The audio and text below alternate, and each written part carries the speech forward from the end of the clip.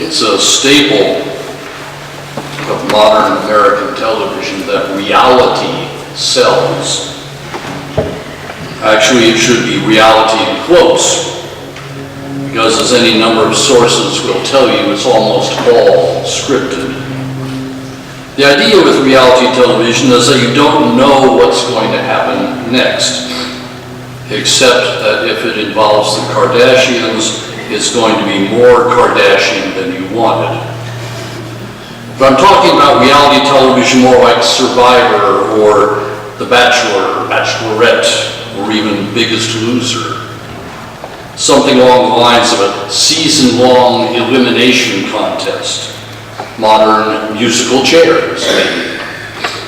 So week to week, America wants to know who's going to get voted off the island, who's going to be sent home tonight, who won't be able to hack the discipline of the Biggest Loser drill sergeants. Now the deal is, for shows like these, we've got, say, 12, 15, 20 contestants and they can't all win. Not only that, the producers have stocked the show with contestants with more and less personal charisma. It keeps viewers tuning in to see what's going to happen. 2, maybe 3 real contestants, 1 or 2 obvious non-contestants, and a whole bunch of semi-contestants they can track and see how they do. After Survivor had been on for a while, it goes back to the year 2000, people got into it. They got good at going back over prior episodes to see if they could handicap the winners. What they began to see, and have now gotten very good at, is they could pick out those key moments showing that this woman had real staying power, while this guy was on track to leave the island practically as soon as he got there. So when it's time for a relatively unattractive type to get their walking papers, the producers have the editors cobble together a coherent storyline to explain it. You intersperse the clips across the hour, and very quickly we can identify the loser's sins and frailties that will lead to their exit. Also means that anyone who's just tuning in can catch up very quickly. The device has been called appropriately the loser edit. And it isn't just a quick retrospective of a participant's time on the show. It's constructed to show that this person is getting voted off or scratched because of a series of flubs or mistakes or other examples of not worthiness. It is, as one analyst puts it, the plausible argument of failure. The basic idea, though, has some staying power, and the loser edit is readily used to give substance to our prejudgments of phonies, inepts, sad sack wannabes that populate these shows. More importantly, it has a larger life off the screen in the reality show we make every day. All right, this has been going on for probably as long as human beings have been around. It's biblical, too. Look at the first of the 2 passages listed for today. It's from the Gospel of John, chapter 12. It's part of the account of Jesus' triumphal entry into Jerusalem. We read, the next day the great crowd that had come to the festival heard that Jesus was coming to Jerusalem.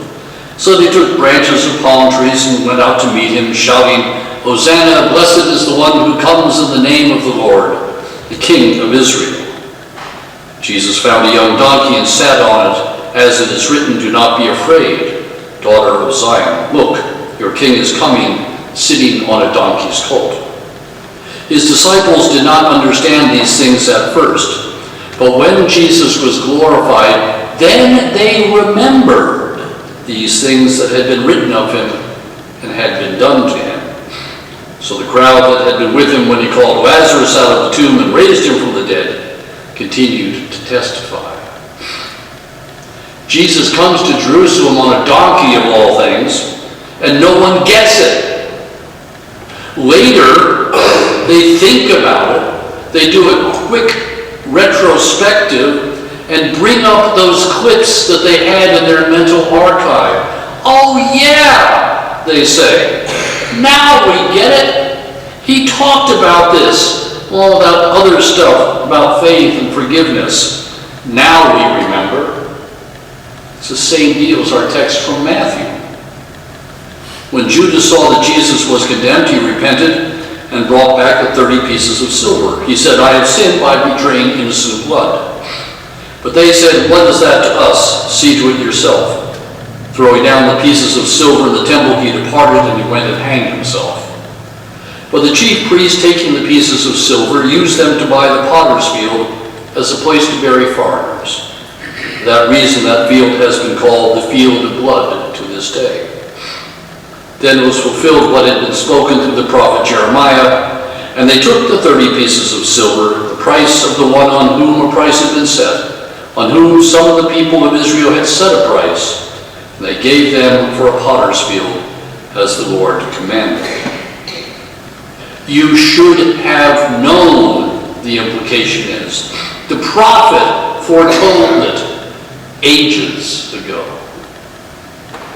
The particulars change, but the real reality is that this happens, and we can see the tragic scenarios play out on the public stage countless times. Why didn't someone do something about that depressed college student with the gun? The warning signs were there. Why did no one pick up on the suicidal tendencies of this airplane pilot 6 years ago? Didn't they read the report? Why wasn't anyone able to piece together all those warning signs, connect the dots, and stop this senseless tragedy? The idea, the underlying idea, is that everyone's setbacks, everyone's problems have really been foreshadowed if we just looked hard enough. Looked hard at the previous episodes, the file tapes.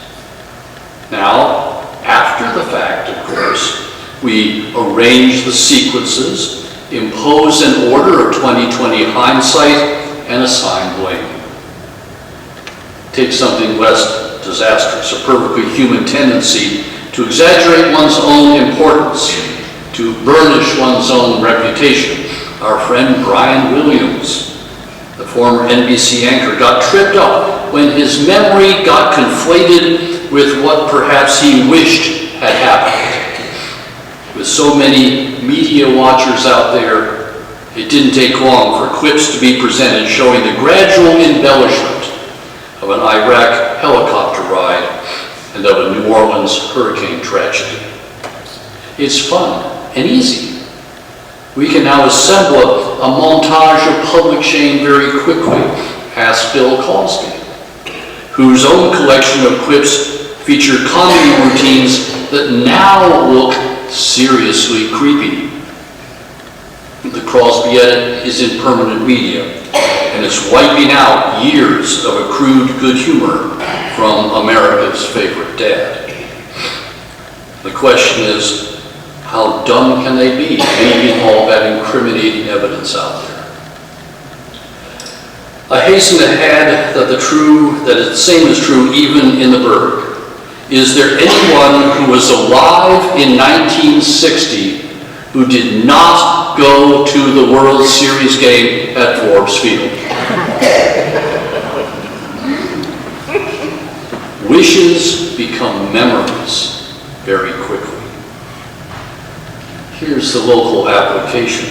We all endure our own loser edits when we stumble. The evidence is already there. It's been aired once in real time with real people, then stored away for some particular occasion when it becomes useful. Think of it as a collection of security tapes we just know are being made of us all the time. How about that time the camera caught us at the gas station taking our change in the form of lottery tickets? waits. There's one where we're at the ATM, taking out cash for the big romantic evening that went all wrong. Here's the one where we're in the airport, about to embark on our own version of National Lampoon's Summer Vacation, and so on. The digital dossier of our days stored away for retrieval when we need to confirm a bunch of bad choices that we've made. But think about it. Our entire lives recorded, archived, ready to be recut and reviewed at a moment's notice whenever the plot changes, when something happens, a divorce, a layoff, a lawsuit, anytime reality decides to raise the stakes. Perhaps you've had a personal experience with this, slogging through months and months of your own terrible editing. The audience out there takes in the spectacle, pressing pause for a quick trip to the kitchen so they won't miss a second of your humiliation. Your coworkers rewind your loser's reel, speculating over why you didn't get the promotion, where it started to go wrong, and they've got it. I told him it was dangerous to call in sick and then go to the home opener. Your ex-buddies pass around the potato chips and barely pay attention because they're texting their pals and making jokes on Twitter. They knew before the first commercial that you were going to be voted off the island. Even your friends, who of course love you very much, they're tuning in. Even though they know all your storylines by heart, they've seen the episode before and think, well, there he goes again. When life gets the drop on us, we seem ready to submit to the archive. We leave too many traces of our failures. We think too much material for some ruthless editor to work with. And as if we didn't already have one in our heads, cutting and splicing a lifetime of bad decisions and bonehead moves into a highlight reel of dumbness, we drag out these lines at night when we can't sleep. We run the worst hits tape in our heads. Why did I say that? Why do I keep falling for that? What's wrong with me? That's memory.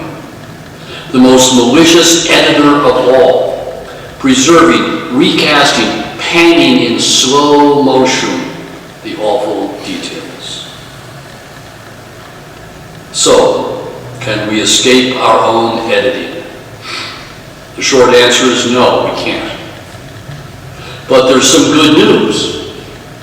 Just as we are never likely to completely stop sinning, despite our very, very best intentions, that's not the whole story. There's also a winner edit, just like there's a loser edit. This is true in reality television as well. Just as there's a montage of terrible moments to explain why this person failed, there's also a montage of wonderful moments to explain why this person succeeded. Of course, it's never 100% good or bad. Even the most inept candidate has a few good moments, and even the winner has a couple of flubs. It makes for suspense. Play the tape, the overall effect justifies the result. As Yul Brynner said when he was playing Pharaoh and telling Moses what he could do with his plea, so let it be written, so let it be done. It makes sense. Over the course of a season, the inevitable winner thrives. He or she will suffer a setback or two for drama or suspense, and the groundwork for victory is established, challenge by challenge, week by week. It has been written by fate or the producers. Pick your own deity. It cannot be reversed. And we all know golden people who seem to sail through life without a care, the recipients of an enviable winter edit that lasts season after season, untouchable, while the rest of us have to do it by ourselves, assembling our edits, going through years of ups and downs, wins, losses, and rainouts. We create our realities by the sum of these loser edits and winner edits all the time. Sometimes it's in the same day, maybe the same afternoon, deleting some scenes from memory, fooling with the contrast as reality presses in on us. If we do it well, maybe we'll make it back for another week. Snip and splice. The contradictory evidence falls to the floor and we assert order, shape a narrative, any narrative, out of the chaos. But before we consign ourselves to whatever the world wants from us, whatever the world wants us to be, remember something else. Remember that, as Psalm 8 reminds us, we were created in the image of God, just a little lower than the angels. It is not written that we were created just a shade above Lucifer. The shades play the loser tapes all the time for us, but we don't have to watch. With this in mind, I'm going to suggest a practical remedy that might be called the Nixon cure, named for a president who unfortunately preserved his mistakes. The Nixon cure is to burn the loser edits, as many of them as you can get your hands on or mind around. No, we can't erase the past. What happened, happened. But we can make it a lot less accessible. If we can't play back the old episodes, they begin to lose their power over us. The archive is not our life. This is the beginning of a plausible argument for happiness. Consign the loser edits to the fire. Hold on to the winner edits. The loser edits will try to resurrect themselves periodically, but we don't have to watch.